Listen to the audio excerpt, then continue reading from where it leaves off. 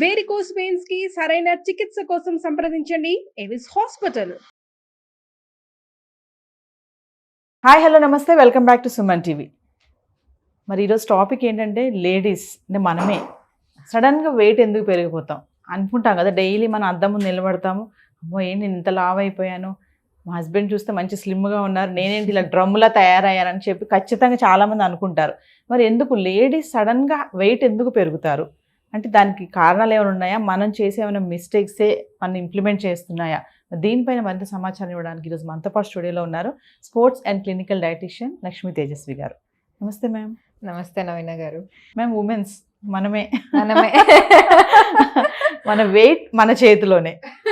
అట్లా అంటే నాకు చాలాసార్లు అనిపిస్తుంది మేడం, మెన్స్ చూస్తే చాలా బాగా స్లిమ్గా మంచిగా కనిపిస్తూ ఉంటారు, ఒక లెవెల్ ఉంటారు వాళ్ళు. మనం ఎందుకు సడన్గా వెయిట్ పెరిగిపోతాము అంటే దీనికి ఏమైనా రీజన్స్ ఉన్నాయంటారా? చాలా రీజన్స్ ఉన్నాయి. సో కొంచెం అది వర్కింగ్ ఉమెన్ అయినా హౌస్ వైఫ్ అయినా ఒక్క ప్రాబ్లం ఏంటంటే ఎక్సర్సైజ్. చాలా మంది ఎక్సర్సైజ్ అనేది నెగ్లెక్ట్ చేస్తారు. సో ఫస్ట్ ఏంటంటే సరే నేను ఇంట్లో పనులు చేస్తున్నా సో నాకు అవసరం లేదు ఎక్సర్సైజ్ అనుకుంటారు. డెఫినెట్గా అదైతే చేయకూడదు. ఇంట్లో పనులు చేస్తున్నా ఎక్సర్సైజ్కి ఒక 1 hour కంపల్సరీ పెట్టుకోవాలి. ఎందుకు అంటే మన ఏజ్ పెరిగేసరికి ఇంకా ఎక్కువ చూస్తాం, బరువు పెరగడం ఆడవాళ్ళలో ఇంకా ఎక్కువ చూస్తాం. ఎస్పెషలీ మెనోపాజ్ వచ్చే టైంకి ఇంకా ఎక్కువ పెరుగుతారు. సో వీళ్ళకి ఏంటంటే ఫస్ట్ వాళ్ళు ఈ ఎక్సర్సైజ్ చేయకపోవడం వల్ల మజిల్ కండ అనేది తగ్గిపోతూ ఉంటుంది. సో కండ తగ్గిపోతున్నప్పుడు మనకి ఫ్యాట్ పెరిగే బాడీలో స్పేస్ ఎక్కువ ఉంటుంది అనమాట. So that is one reason. Okay. And unhealthy eating habits ఆడవాళ్ళలో కూడా చాలా ఎక్కువ అయిపోయింది. ఏదన్నా అంటే స్ట్రెస్ ఎక్కువ ఉంది నాకు, అందుకే నేను చాక్లెట్ తింటున్నా, అందుకనే నేను ఎవరు బయటకు వెళ్ళి పానీపూరి తిన్నా, నాకున్న స్ట్రెస్ నీకుందా అంటారు. ఎస్ అది. అండ్ ఇప్పుడు కిట్టి పార్టీస్ ఎక్కువ అయినాయి, బాగా చాలా ఎక్కువ అయినాయి. సో ఈ కిట్టి పార్టీస్ వల్ల కూడా చాలా వెయిట్ అనేది గెయిన్ అవుతున్నారు. సో ఏమవుతుందంటే ఈ అట్లీస్ట్ నెలకి ఒక 2 కిట్టి పార్టీస్ అన్నా 2 గ్రూప్స్ అన్నా మెయింటైన్ చేస్తున్నారు ఆడవాళ్ళు అయితే. సో బయట తినడం అనేది ఎక్కువ అయిపోతుంది. సో ఒక్కసారి కిట్టి పార్టీతో వెళ్ళడం, ఇంకొక రోజు వారంలో ఫ్యామిలీతో వెళ్ళడం, అట్లా.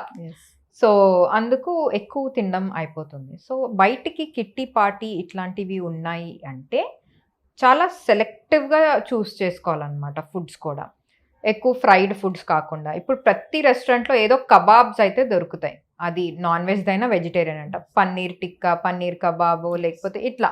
సో అవి తందూర్ అవెన్లో చేస్తారు, గ్రిల్డ్ కాబట్టి పర్వాలేదు. అఫ్కోర్స్ దాని మీద కొంచెం ఆయిల్ బటర్ ఏదో ఒకటి రాస్తారు, కానీ మరీ డీప్ ఫ్రైడ్ కాదు కాబట్టి సో ఇట్లాంటి ఆప్షన్స్ అనేది చూస్ చేసుకోవాలి. సో ఫ్రైడ్ ఫుడ్స్ అవాయిడ్ చేసుకుంటూ కిట్టి పార్టీస్కి వెళ్ళినప్పుడు అదంతా అవాయిడ్ చేసుకుంటూ కొంచెం హెల్దీ లైఫ్ స్టైల్గా మెయింటైన్ చేస్తూ హెల్దీ చాయిసెస్ చూసుకుంటే ఒబేసిటీ అనేది రాదు, ఓవర్ వెయిట్ అనేది రాదు. చాలా మంది లేడీస్ మేడం ఆకలి బాగా వేస్తుందని తింటానే ఉంటారు. మీరు అన్నట్టుగా స్ట్రెస్లో కూడా ఎక్కువ తింటా ఉంటారు. నాకు బాగా స్ట్రెస్ ఉంది, నేను తినాలి బాగా, నేను హెల్దీగా ఉండాలి, నేను బాగా తింటేనే కదా మిమ్మల్ని అందరినీ చూసుకుంటారని కూడా ఎక్కువ తింటా ఉంటారు. ఇంకా చెప్పాలంటే మిగిలిపోయింది కూడా తినేస్తాం మనం. చాలా మంది వ్యూవర్స్ ఖచ్చితంగా మీరు కూడా ఉన్నారు కదా, ఎందుకంటే చాలా మంది ఇళ్లలో మనం చూస్తుంటాం మేడం, అది ఎందుకు వేస్ట్ పడేయడం ఎందుకని చెప్పి కొంచెమే కదా అని తినేస్తాం, వెళ్ళిపోతుంది లోపలికి. అది దీనివల్ల కూడా మరి ఎఫెక్ట్ ఉంటుందంటారా? ఎస్, డెఫినెట్గా ఉంటుంది. చాలా చాలా చెడ్డ అలవాటు అంటా నేనైతే. ఇట్లా స్ట్రాంగ్ వర్డ్ వాడాల్సిందే. ఎందుకు అంటే సరే ఒక్క 2 స్పూన్లే కదా అని ఆ 2 స్పూన్లు అని చూసుకుంటారు, కానీ దాంట్లో ఎంత క్యాలరీస్ ఉంది, ఎంత ఫ్యాట్ ఉంది అనేది చూసుకోరు. సో డెఫినెట్గా మిగిలిపోయింది సరే తినేస్తా అని ఒక డంప్ యార్డ్ లాగా వేసేసుకోవద్దు. కావాలంటే నెక్స్ట్ డేకి ఉంచుకొని పొద్దున బ్రేక్ఫాస్ట్లో అన్న దోశలో అన్న ఆ కూరలను నంచుకొని తినండి. ఆ కాంబినేషన్ బాగోపోయినా పర్వాలేదు, కానీ చట్నీ బదులు ఆ కూర వేసుకొని తినండి. చట్నీ కన్నా మంచిదే కదా కూర. సో అలా చేసుకోవాలి, కానీ సరే మిగిలిపోతుంది పారేయడం ఎందుకు అని మీకు ఎక్కువగా ఓవర్ ఈటింగ్ అనేది చేయొద్దు. Okay, so that is definitely has to be stopped. Okay. So, అది ఒకటి కంప్లీట్ స్టాప్ చేయాలి. కొంతమందికి ఏంటంటే నాకు నెక్స్ట్ డే తినడం ఇష్టం లేదు, ముందు రోజుది వండింది తినడం ఇష్టం లేదు అని అంటారు. అలాంటప్పుడు తక్కువ వండుకోండి అది. లేకపోతే ఎవరికన్నా ఇచ్చేయండి. అది 2 స్పూన్లైనా పర్వాలేదు. ఓకే. సో, వాళ్ళకి ఆ 2 స్పూన్లన్నా అన్నం వెళ్తుంది, లేకపోతే కూర వెళ్తుంది, అదైనా మంచిదే. సో, ఎవరికన్నా ఇచ్చేసేయండి, కానీ డెఫినెట్‌గా ఓవర్ ఈట్ ఇలా అయితే చేయొద్దు. And yes, stress.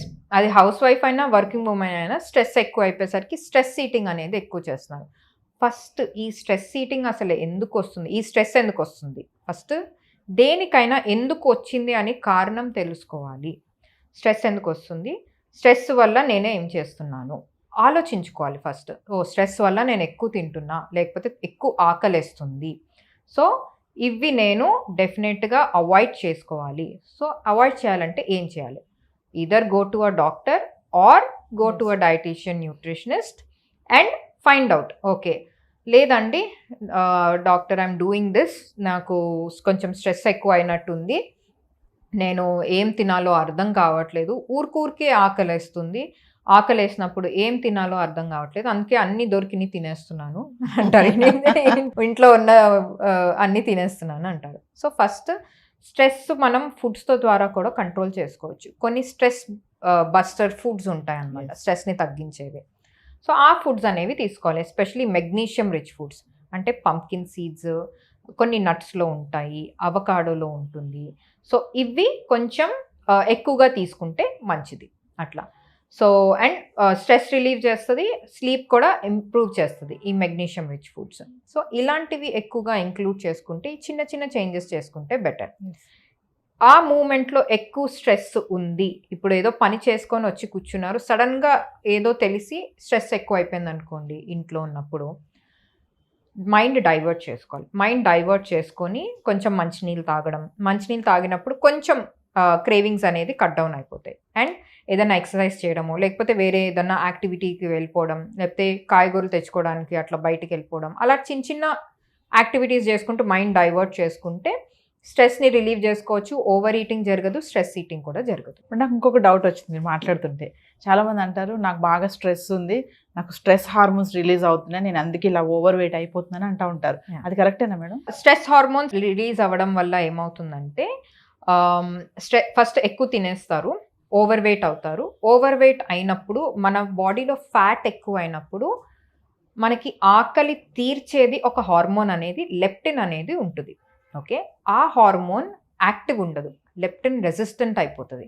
మనకి ఇన్సులిన్ రెసిస్టెన్స్ అని వింటాం కదా, అలాగే లెప్టిన్ రెసిస్టెన్స్ అనేది జరుగుతుంది.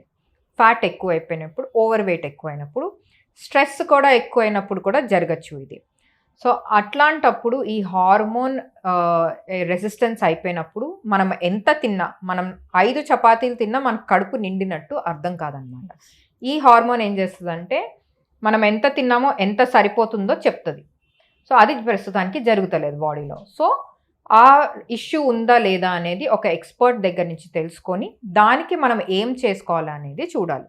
లేదు, they do not want to go to an expert అంటే దెన్ మైండ్ డైవర్ట్ చేసుకోవడం, ఎక్సర్సైజ్ చేసుకుంటే ఈ రెసిస్టెన్స్ అనేది తగ్గుతుంది, ఈ హార్మోన్ అనేది ఇంకా బాగా పనిచేస్తుంది. Only through exercise it will work better. ఎందుకంటే ఎక్సర్సైజ్తో ఫ్యాట్ తగ్గిపోతుంది కాబట్టి, ఫ్యాట్ తగ్గుతుంటే ఈ హార్మోన్ అనేది ఇంకా బాగా ప్రొడ్యూస్ అయ్యి ఇంకా బాగా పనిచేస్తుంది. సో, ఇట్లాంటి మెథడ్స్ చూస్ చేసుకోవాలి. కానీ ఇది అవుతుంది సరే నేను దానికి గివ్ అప్ చేసేసి ఇంకా ఎక్కువ తినడము, ఎక్కువ స్ట్రెస్ ఈటింగ్ చేయడం అనేది చేయకూడదు. ఇంకా కొంతమంది ఉన్నారు మేడం, వంట చేస్తూ తింటా ఉంటారు, అది టేస్ట్ అంటారు కొంతమంది, లైక్ చపాతీ చేస్తూ తింటా ఉంటారు, బజ్జీలు వేస్తూ తింటా ఉంటారు.